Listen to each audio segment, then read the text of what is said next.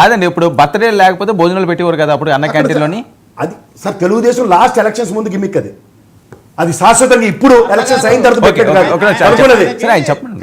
కాదు వర్మ గారు, ఆయనకి ఏమైందంటే కేఎస్ ప్రసాద్ గారికి ఏం జరిగిందంటే ఎలక్షన్స్ రిజల్ట్స్ ముందు సాక్షి ఛానల్లో కూర్చొని ఒక మాట మాట్లాడాడు. పర్సనల్ గా వద్దులేండి, మామూలుగా పర్సనల్ కాదు, నేను అదే చెప్తున్నా, అక్కడికే వస్తున్నా.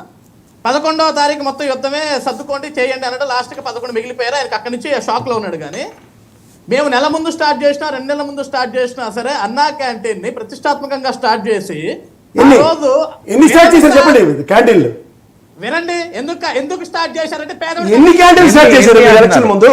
175 నియోజకవర్గాల్లో ప్రతి గ్రామంలో మీరే స్టార్ట్ చేసింది కాదు అది. వినండి మాస్టారు, ఏంటి వినండి. కాదండి, ప్రభుత్వ పాలసీ కాదు. బిఫోర్ ఎలక్షన్స్ తెలుగుదేశం వినూత్నంగా స్టార్ట్ చేసుకుంది. ఈసారి ప్రభుత్వ విధానంగా అన్న స్టార్ట్ చేసింది. చెప్పండి రెండింటికి డిఫరెన్స్. నీకు వినే ఓపిక ఉంటే నేను చెప్తానయా. చెప్పండి. వర్మ గారు ఎలక్షన్ ముందు స్టార్ట్ చేశారంటే ఆ రోజు మేము ప్రతిష్టాత్మకంగా మొదలు పెట్టాం అన్నా క్యాంటీన్. ఎన్ని స్టార్ట్ చేశారు అంటే నేను 175 నియోజకవర్గం స్టార్ట్ చేసామని చెప్పలేదు కదా. చూసారా? అవును, లేదులేండి, అది ఇప్పుడు లేదు. ప్రభుత్వ పాలసీ ఎలా అవుతుంది సార్? ఇప్పుడు అమ్మఒడి పథకం 4 ఏళ్ళు బట్టి నడుస్తుంది, ఈ ఇయర్ ఆగింది. దాని మీద ఎవరైనా మాట్లాడతారు. మీరు అన్నా క్యాంటీన్ మేము బతిష్కల్లోకి వచ్చింది ఇవాళ మేము పెడుతున్నాం అంటే ఏం చెప్పాలి దానికి? ఎలక్షన్ జస్ట్ 1-2 మంత్స్ రాండమ్ గా ఒక సెలెక్టివ్ ప్లేసెస్ లో స్టార్ట్ చేశారు. టాపిక్ డైవర్ట్ అవుతుంది. That's not a government policy at all.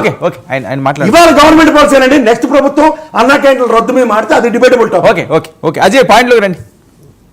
Varma గారు వీళ్ళేం మాట్లాడుతున్నారు? ఆ రోజు ఇసుక గవర్నమెంట్ పాలసీ కదా, ఉచిత ఇసుక విధానం రద్దు చేసింది ఎవడు? దేనికి రద్దు చేశారు? మరి ఆదాయ మంత్రి గవర్నమెంట్ వచ్చింది కదా 370 కోట్లు నెలకి. ఏం చేశారంటే మీరు ఇసుక పాలసీకి ఇవాళ క్లారిటీ లేదు.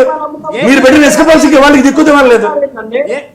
ఇప్పుడు వర్మ గారు కేఎస్ ప్రసాద్ ఒక వ్యక్తి ఆంధ్రప్రదేశ్ రాష్ట్రంలో కూర్చోకుండా తెలంగాణలో కూర్చొని నాటకాలు చేస్తాడు. కానీ నువ్వురా నాటకాలు ఏం చేస్తారు?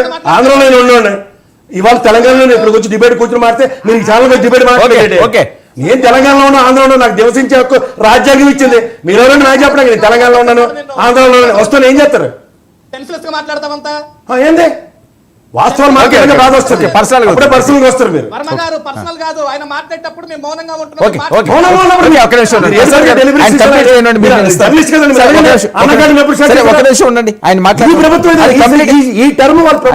ఆయన కంప్లీట్ అయిపోయి మాట్లాడండి. అయిపోయింది కదా, అన్నా క్యాంటీన్ వదిలేసాడు ఆయన. అది వేరే ఇసుక పాలసీ గురించి మాట్లాడుతున్నాడు. ఇసుక పాలసీ కూడా ఓకే అజయ్ గారు ఒకటి ఇదిగో అసలు పూర్తిగా తెలిసినోడు కన్నా చెప్పొచ్చు, ఏమీ తెలియనోడు కన్నా చెప్పొచ్చు. చెప్పలేను. ఒకటి ఇదిగో వీళ్ళు ఏం చేస్తున్నారు అంతసేపటికి కంటిన్యూషన్ ప్రాసెస్ ఏమీ చేయలేదు అన్నారు. నిజంగా ఈ 6 నెలల ఎన్డీఏ కూటమి ప్రభుత్వంలో మేము తప్పులు చేస్తుంటే ఇప్పటికి ప్రజలు రోడ్డు మీదకి వచ్చి మా మీద యుద్ధాలు చేయాలి. వచ్చారు కదా 2 సార్లు డిసెంబర్. ఎక్కడొచ్చారు సార్? విద్యుత్ ఛార్జీల మీద ప్రజలు వచ్చారు. మొన్న రైతులు బయటకు వచ్చారు. ఇంకేం రావాలి? 6 నెలల టైంలో 1 నెలలో 2 సార్లు వచ్చారు. ప్రసాద్ గారు ఒక నిమిషం వెయిట్ చేయండి. మీరు ఇంటరప్ట్ చేస్తే అది టైం వేస్ట్. మీరు రాసుకోండి, నేను ఇస్తానంటున్నారు కదా. రాసుకునేది వాళ్ళు చెప్పిన టర్న్ వచ్చినప్పుడు అప్పుడు చెప్పండి, ఇదిగో వచ్చారు కదా అని అప్పుడు చెప్పండి. మధ్యలో బ్రేక్ అవుతుంది కదా. అజయ్ వర్మ గారు లేకుంటే ఆయన మాట్లాడుతారు. రండి. ఓకే పాయింట్ రండమ్మా. వర్మ గారు నేను ఇప్పటికీ ఇదిగో చాలా స్ట్రైట్ ఫార్వర్డ్గా చెప్తున్నా.